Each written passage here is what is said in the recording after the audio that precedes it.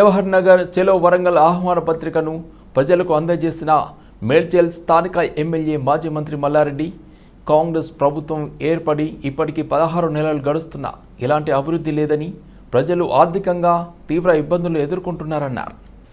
తెలంగాణలో కేసీఆర్ ప్రభుత్వంలో ప్రజలకు ఎంతో మేలు జరిగిందని పీఆర్ఎస్ మాజీ మంత్రి స్థానిక ఎమ్మెల్యే చామకూర మల్లారెడ్డి అన్నారు. మేడ్చల్ జిల్లా జవహర్ నగర్లో ఏర్పాటు చేసిన చెలో వరంగల్ కార్యక్రమంలో పాల్గొని చెలో వరంగల్ ఆహ్వాన పత్రికను ప్రజలకు అందజేశారు మేడ్చల్ ఎమ్మెల్యే మాజీ మంత్రి మల్లారెడ్డి. ఈ సందర్భంగా మల్లారెడ్డి మీడియాతో మాట్లాడుతూ కేసీఆర్ పాలనలో తెలంగాణ దేశానికి ఆదర్శంగా నిలిచిందని, ప్రజలకు కావలసిన వసతులు అన్నీ కల్పించామని, కాంగ్రెస్ ప్రభుత్వం ఏర్పడ్డాక ప్రజలు వ్యాపారస్తులు అనేక ఇబ్బందులు ఎదుర్కొంటున్నారని, రాబోయేది మా ప్రభుత్వమే అని ప్రజలంతా చెలో వరంగల్ సభకి భారీ ఎత్తున పాల్గొనాలని కోరారు. జవహర్ నగర్ పొద్దున సర్ది తిరుగుతున్నాం, ఇంటింటికి బొట్టు పెట్టి మీరు 27 తారీఖు రావాలమ్మా అంటే తప్పకుండా వస్తాం. మేము వాలంటీర్కి వస్తాం. మాకు మళ్ళీ కేసీఆరే కావాలి, మళ్ళీ మాకు కేటీఆర్ ప్రభుత్వమే కావాలి. వాళ్ళు ఉన్నప్పుడే మా జవహర్ నగర్ అంతా డెవలప్ అయింది.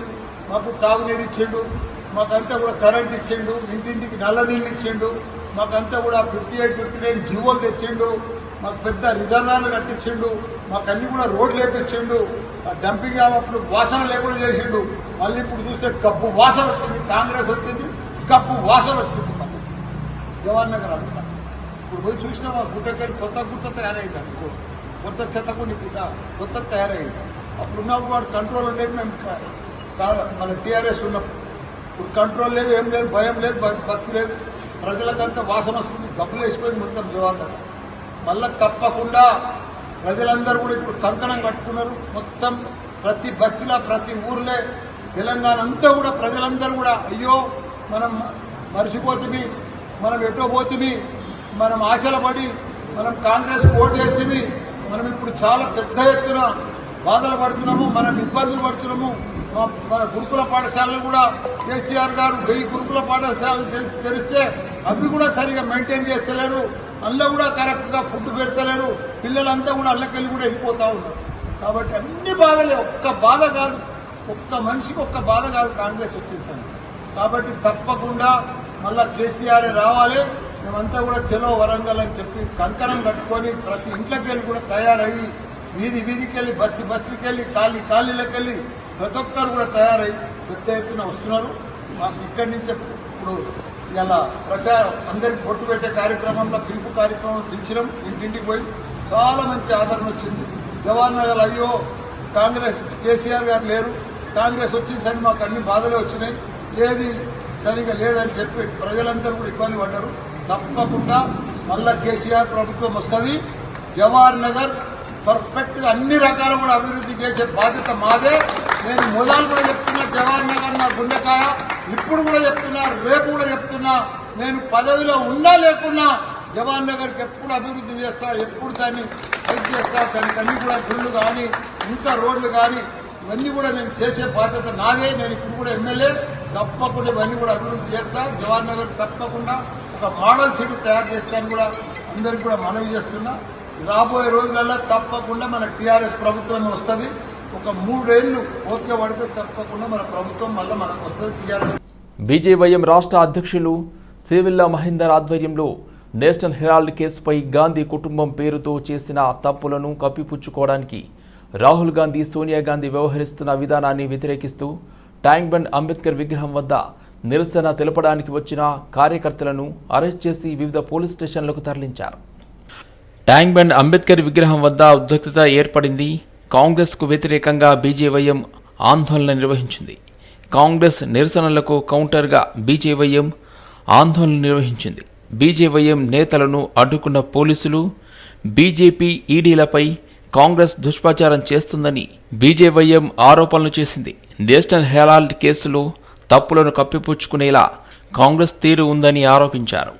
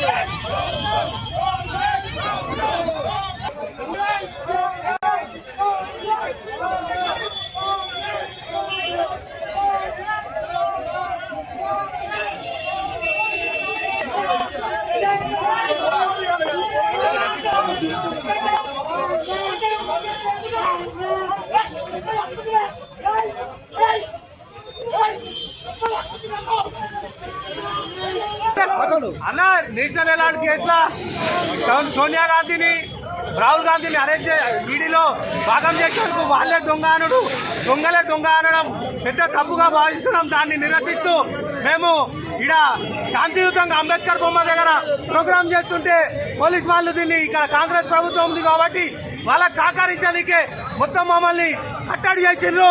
దీన్ని తీవ్రంగా వ్యతిరేకిస్తున్నాం మేము. అలాగే రాహుల్ గాంధీ, సోనియా గాంధీ, ప్రియాంక గాంధీ, రాబర్ట్ వాద్రా వీళ్ళంతా పెద్ద దొంగలు. ఈ దొంగలు యంగ్ ఇండియా పేరు మీద 5,000 కోట్లు ప్రజాధనాన్ని లూటీ చేసిండ్రు. చైనాకు డబ్బులు తెచ్చుకున్నారు.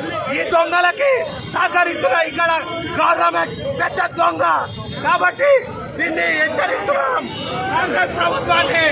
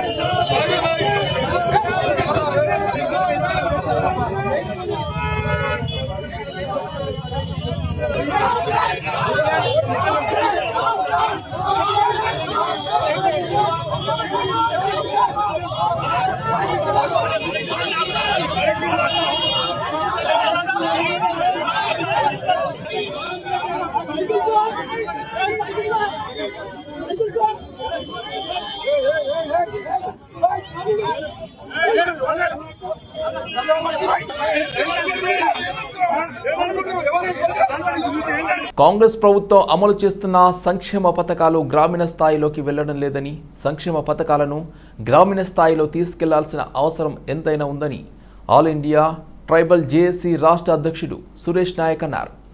ఓయూలో ఏర్పాటు చేసిన పత్రికా సమావేశంలో సురేష్ నాయక్ మాట్లాడుతూ కాంగ్రెస్ పార్టీ సంవత్సర కాలంలో ఎన్నో సంక్షేమ పథకాలను ప్రవేశపెట్టిందని, 53,000 ఉద్యోగాలను భర్తీ చేసిందన్నారు. సంక్షేమ పథకాలు గ్రామీణ స్థాయిలోని ప్రజలకు చేరడం లేదని ఆవేదన వ్యక్తం చేశారు. ఈ సంక్షేమ పథకాలపై ప్రజలకు అవగాహన కల్పించాల్సిన బాధ్యత కార్యకర్తలపై ఉందన్నారు. ఎస్సీ వర్గీకరణ, బీసీలకు 42% రిజర్వేషన్ల అంశంతో పాటు రాష్ట్ర ప్రభుత్వం చేపడుతున్న అభివృద్ధి సంక్షేమ కార్యక్రమాలను ప్రజల్లోకి తీసుకువెళ్లేందుకు తాము కూడా భాగస్వామి అవుతామని, ప్రజాప్రభుత్వానికి మద్దతు తెలుపుతామన్నారు. విద్యార్థి విభాగం పూర్తిగా మద్దతు తెలియజేస్తూ ఉంది. ఇవాళ తెలంగాణ రాష్ట్రంలో లోటు బడ్జెట్లో ఉన్నా కూడా తెలంగాణలోని ప్రజలందరికీ సంక్షేమ పథకాలు అందించాలనే ఒక దృఢ సంకల్పంతో యువ ముఖ్యమంత్రి గారు రేవంత్ రెడ్డి గారి నాయకత్వంలో అనేక సంక్షేమ పథకాలు ఈరోజు ప్రవేశపెడుతున్న విధానం చూస్తూ ఉన్నాం. ఈరోజు రాష్ట్రంలో సన్నబియ్య పథకం ప్రతి పేదవాడు ధైర్యంగా అన్నం తినాలి. సన్నబియ్యం అప్పుడు మనం గతంలో ఎట్లా ఉండేదంటే ఆ దొడ్డు బియ్యం ఉంటే కనీసం కూలికి పోతే ఆ 10 మందిలో ఆ క్యాప్ తీయడానికి భయపడేవాళ్ళు పేదవారు. ఇవాళ సన్నబియ్యం పథకం చాలా అద్భుతంగా ఉంది. దానివల్ల పేద బడుగు బలహీన వర్గాలకు అది మేలు జరుగుతుందని ఇవాళ మేము భావించాం. అదేవిధంగా అనేక సంవత్సరాలుగా పెండింగ్ ఏమైనా భూముల సమస్యలు ఉంటే దానికి భూభారతి పథకంతోనే అద్భుతమైన పథకాన్ని శ్రీకారం చుట్టిన కాంగ్రెస్ ప్రభుత్వానికి ధన్యవాదాలు తెలియజేస్తూ ఉన్నాం. అదేవిధంగా యువత కోసం దాదాపుగా 54,000 ఉద్యోగాలకు ఇవాళ మనం అపాయింట్మెంట్ చేయడం జరిగింది. రాబోయే రోజుల్లో కూడా 50,000 ఉద్యోగాలతో మనం త్వరలోనే నోటిఫికేషన్ ఇస్తున్నాం. యావత్ విద్యార్థి నాయకులుగా యావత్ రాష్ట్రంలో ఉండే నిరుద్యోగుల పక్షాన కాంగ్రెస్ పార్టీకి ధన్యవాదాలు తెలియజేస్తూ ఉన్నాం. అదేవిధంగా ఇప్పుడు యువ వికాస పథకం, ఈ పథకం వల్ల ప్రతి నిరుద్యోగికి ఒక సువర్ణమైన అవకాశం వచ్చింది. దానికి కూడా మేము కాంగ్రెస్ పార్టీకి ధన్యవాదాలు తెలియజేస్తా ఉన్నాం. ప్రెస్ మీట్ పెట్టడం జరిగింది. మేము ఒకటే విజ్ఞప్తి చేస్తూ ఉన్నాం, కాంగ్రెస్ పార్టీ ముఖ్యమంత్రి రేవంత్ రెడ్డి గారికి విజ్ఞప్తి చేస్తూ ఉన్నాం, దయచేసి మీరు ముఖ్యమంత్రి గారికి చేదోడు వాదోడుగా ఉండాలని ఎమ్మెల్యేలకు విజ్ఞప్తి చేస్తూ ఉన్నాం. స్థానిక ఎమ్మెల్యేలు మండల నాయకత్వంలో ఉండే నాయకత్వానికి పరుగులు పెట్టిస్తే గ్రామ స్థాయిలో ఆ ప్రభుత్వ సంక్షేమ పథకాలు ప్రజల్లో వెళ్తుంది. కాబట్టి దయచేసి ఎమ్మెల్యేలు స్థానిక నాయకత్వానికి ఆదేశించి ప్రజల్లో సంక్షేమ పథకాలు ప్రవేశపెట్టే విధంగా కృషి చేయాలని విజ్ఞప్తి చేస్తూ రాబోయే రోజుల్లో కూడా ఆల్ ఇండియా ట్రైబల్ జేఏసీ నాయకత్వం కూడా ప్రతి నియోజకవర్గంలో మా సహాయ సహకారాలు గవర్నమెంట్కి అందిస్తామని, ప్రభుత్వానికి అండగా ఉంటామని విజ్ఞప్తి చేస్తూ ఉన్నాం. వింకార్ కెమికల్స్ రసాయన పరిశ్రమలో రియాక్టర్ పేలి భారీ అగ్ని ప్రమాదం చోటు చేసుకుంది. సంగారెడ్డి జిల్లా పాసమైలారం పారిశ్రామిక వాడలో వింకార్ కెమికల్స్ రసాయన పరిశ్రమ బి బ్లాక్లో రియాక్టర్ పేలడంతో భారీ అగ్ని ప్రమాదం చోటు చేసుకుంది. 2 ఫైర్ ఇంజన్లతో 2 గంటల పాటు శ్రమించి మంటలను ఆర్పిన ఫైర్ సిబ్బంది. ఈ సందర్భంగా జిల్లా అగ్నిమాపక అధికారి నాగేశ్వరరావు మాట్లాడుతూ ఉదయం సమయంలో కెమికల్ సాల్వెంట్స్ ద్వారా ప్రమాదం జరిగిందని అన్నారు. పటాన్చెరు, పాసమైలారం, సంగారెడ్డి ఫైర్ ఇంజన్లతో 2.5 గంటల పాటు శ్రమించి మంటలు అదుపు చేశామని అన్నారు. ఈ ప్రమాదంలో ఎవరికి ఎలాంటి ప్రమాదం, ప్రాణ నష్టం జరగలేదని తెలిపారు. నిమిషాలకు వింకార్ కెమికల్స్లో ఐడిఏ పాషమైలారం పటాన్చెరు మండలం సంగారెడ్డిలో ఫైర్ యాక్సిడెంట్ జరిగింది. ఇది కెమికల్ ఫైర్ యాక్సిడెంట్స్. సాల్వెంట్స్ ద్వారాగా ఈ ఫైర్ కావటం జరిగింది. ఒకసారి బ్లో కావటం, తర్వాత బ్లో కానీ ఇమీడియట్గా ఇక్కడ ఇండస్ట్రియల్ ఏరియాలో ఒక 2 ఫైర్ ఇంజన్లు ఉన్నాయి, ఫైర్ స్టేషన్ ఉంది. ఆ ఫైర్ ఇంజన్లు, ఫైర్ స్టేషన్, ఫైర్ సిబ్బంది ఇమీడియట్గా టర్న్అవుట్ కావటం, ఫైర్ స్పాట్కి రావటం, తర్వాత వాళ్ళు చాలా వరకు కంట్రోల్ చేశారు. ఇమీడియట్గా ఇక్కడ ఉన్నటువంటి ఎదురుగా అరవిందో ఫార్మా ఉంది, తర్వాత పక్కన ఇంకో ఫార్మా ఉంది. దాంట్లో ఉన్నటువంటి ఫైర్ ఫైటింగ్ సిస్టమ్స్ అన్నీ కూడా ఆపరేషన్లో పెట్టి ఇమీడియట్గా ఫైర్ ఫైటింగ్ ఆపరేషన్స్ యుద్ధ ప్రాతిపదికన సిబ్బంది చేశారు. అదేవిధంగా పటాన్చెరు నుంచి ఫైర్ ఇంజన్, తర్వాత సంగారెడ్డి నుంచి కూడా ఫైర్ ఇంజన్ రావడం జరిగింది. అందరూ చాలా ఎఫెక్టివ్గా, సమర్థవంతంగా ఫైర్ ఫైటింగ్ ఆపరేషన్ చేయటాన దాదాపు ఒక 2.5 అవర్స్లో ఫైర్ అంతా కూడా కంట్రోల్కి వచ్చేసింది. లోపల ఇన్మేట్స్ ఎవరు లేరు, ఎవరికేం కాలేదు. ఇది షిఫ్ట్ చేంజ్ అయ్యే టైంలో ఫైర్ యాక్సిడెంట్ జరిగింది కాబట్టి లోపల ఎవరూ లేరని చెప్పేసి మేనేజ్మెంట్ కూడా చెప్తా ఉన్నారు. మీరు కూడా అందరినీ పిలిచేసి లైన్లో ఫామ్ చేసేసి ఇక్కడ ఉన్నటువంటి ఎవరైతే ఎంప్లాయీస్ ఉన్నారో వాళ్ళందరినీ అడగటం జరిగింది. లోపలైతే ఎవరు లేరు, మేము కూడా చెక్ చేసినాం, లోపల ఎవరు లేరు.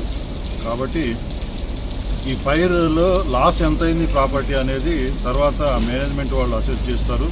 అసెస్ చేసిన తర్వాత మీకు ఏదైనా ఉంటే ఇంటిమేట్ చేస్తాం. సీఎంఆర్ఎఫ్ పేద మధ్య తరగతి ప్రజలకు వరమని మందముల పరమేశ్వరరెడ్డి అన్నారు. సీఎంఆర్ఎఫ్ పేద మధ్యతరగతి ప్రజలకు వరంగా మారిందని ఉప్పల్ నియోజకవర్గ ఇన్ఛార్జ్ మందముల పరమేశ్వరరెడ్డి పేర్కొన్నారు. కాంగ్రెస్ ప్రభుత్వంలో సీఎం రేవంత్ రెడ్డి అర్హులందరికీ కూడా సీఎంఆర్ఎఫ్ కింద మెడికల్ బిల్లులు సకాలంలో చెల్లిస్తున్నట్లుగా తెలిపారు. ఉప్పల్ నియోజకవర్గానికి చెందిన వారికి సీఎంఆర్ఎఫ్ చెక్కులను బుధవారం పరమేశ్వరరెడ్డి లబ్ధిదారులకు అందజేశారు. ఈ సందర్భంగా మంజూరైన చెక్కులను పరమేశ్వరరెడ్డి లబ్ధిదారులకు అందజేశారు. ఈ కార్యక్రమంలో ఉప్పల్ నియోజకవర్గ డివిజన్ అధ్యక్షులు, కాంగ్రెస్ సీనియర్ నాయకులు బజాజ్ జగన్నాథ్ గౌడ్, అటికి ఆగం రెడ్డి, తుమ్మల దేవిరెడ్డి, రామంతపూర్ డివిజన్ వర్కింగ్ వల్లపు శ్రీకాంత్ యాదవ్, బకరం అరుణ్, ఢిల్లీ రాజశేఖర్ రెడ్డి, సత్యనారాయణ, ముదురాజ్, నక్కమల్లి గౌడ్, కుమార్, ప్రశాంత్, రంగుల శేఖర్, కాంగ్రెస్ నాయకులు పాల్గొన్నారు. రాజేంద్ర నగర్లో స్లాట్ బుకింగ్ ఆన్లైన్ చేయకుండా పాత పద్ధతిలోనే రిజిస్ట్రేషన్ బుకింగ్ పద్ధతి కొనసాగించాలని డిమాండ్ చేస్తూ రాజేంద్ర నగర్ సబ్ రిజిస్ట్రార్ కార్యాలయం ముందు డాక్యుమెంట్ రైటర్లు ధర్నా నిర్వహించారు. ప్రభుత్వం ఏర్పాటు చేసిన ఆన్లైన్ స్లాట్ బుకింగ్ నూతన విధానం వల్ల డాక్యుమెంట్ రైటర్లు ఉపాధిని కోల్పోయే పరిస్థితి ఏర్పడిందన్నారు.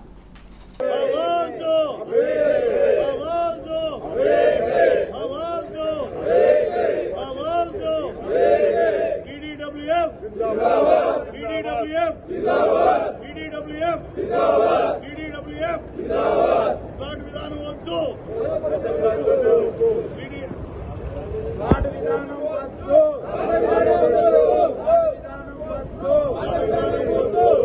అందరికీ నమస్కారం అన్న. మేము ఈరోజు ఇక్కడ ఉన్నటువంటి దాదాపు ఒక 20-25 డాక్యుమెంట్ రైటర్ మా యొక్క ఆఫీసులు ఉన్నాయి. ఇక్కడ మేమందరము ఇక్కడ శాంతియుతంగా నిరసన తెలియజేస్తున్నాము. ఎందుకు అంటే దేని మీద నిరసన తెలియజేస్తున్నామంటే ఇగో ఈ యొక్క స్లాట్ బుకింగ్ విధానం అనేది మన ప్రభుత్వము కొత్తగా ప్రవేశపెట్టింది. ఇప్పటిదాకా ఉన్నటువంటి సిస్టమ్ కాకుండా మా దగ్గరకు వచ్చిన డాక్యుమెంట్లు మేమే తయారు చేసుకొని మేము యొక్క పార్టీలకు ఇక్కడికి మా దగ్గరికి రిజిస్ట్రేషన్ వచ్చేటువంటి ప్రజలు ఎవరైతే ఉంటారో వాళ్లకు ప్రభుత్వ ఆఫీస్కు మధ్యలో మేము ఒక ఫెసిలిటేటర్గా ఉన్నాం. మేము ఒక వాళ్లకు సహాయకులుగా మేము పనిచేస్తూ మా జీవనాన్ని మేము ఏదో రోడ్డు మీద పోయేటోళ్ళం కాదు. మేము మంచిగా చదువుకున్న వ్యక్తులము. మేమంతా డిగ్రీలు పీజీలు చేసిన వ్యక్తులు ఉన్నారు. ఇవాళ ఏ ఉద్యోగాలు లేకుండా మా యొక్క చదువుకున్నోనికి ఉద్యోగం లేదు. తెలంగాణ రాష్ట్ర మానవ హక్కుల కమిషన్లో నూతనంగా సభ్యులను ప్రభుత్వం ద్వారా నియమించబడింది. గౌరవ జస్టిస్ షమీం అఖ్తర్ పూర్వపు తెలంగాణ ఉన్నత న్యాయస్థానం న్యాయమూర్తి చైర్పర్సన్గా మరియు గౌరవ సభ్యులు శ్రీమతి శివాది ప్రవీణ, పదోన్నతి పొందిన జిల్లా న్యాయమూర్తి member doctor B Kishore IAS మానవ హక్కుల కమిషన్ ప్రాంగణంలో పదవీ బాధ్యతలు స్వీకరించారు. నేను హ్యూమన్ రైట్స్ స్టేట్ కమిషన్ చైర్పర్సన్గా చార్జ్ తీసుకోవడం జరిగింది.